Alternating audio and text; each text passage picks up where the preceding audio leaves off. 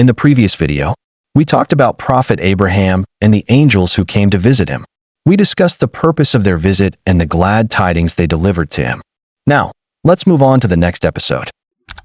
The Bible states that the prophet Abraham was 86 years old when his concubine Hagar gave birth to their son, Ishmael. The Bible mentions that Prophet Ibrahim was around 99 years old when he received the glad tidings of his second son, Prophet Ishaq or Isaac.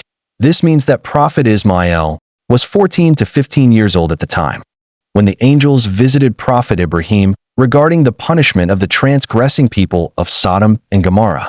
Now, let's move to the period when Prophet Ismail was still an infant, around 1 year old. At this time, Prophet Ibrahim made the famous supplication mentioned in the Quran. Our Lord, I have settled some of my offspring in a valley without cultivation, near your sacred house. According to the timeline, Prophet Ibrahim was around 86 years old when he left Hajarah, Hagar, the mother of Prophet Ismail, in the valley that later became Mecca. The land was completely barren, with no water, no food, and no signs of life. At this point, Prophet Ishaq had not yet been born. He would be born around 14 to 15 years later when Prophet Ibrahim was close to 100 years. The mother of Prophet Ishaq was Sarah. Hajarah ran between the hills of Safa and Marwa. While searching desperately for water, she ran 7 times between the two hills. This historic moment is mentioned in the authentic hadith, narrated by Abdullah ibn Abbas.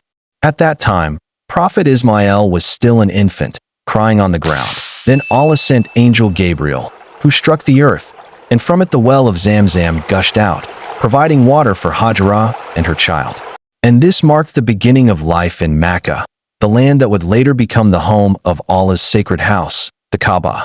In the Old Testament, it's mentioned, "Blessed are they that dwell in thy house, who passing through the valley of Baca make it a well."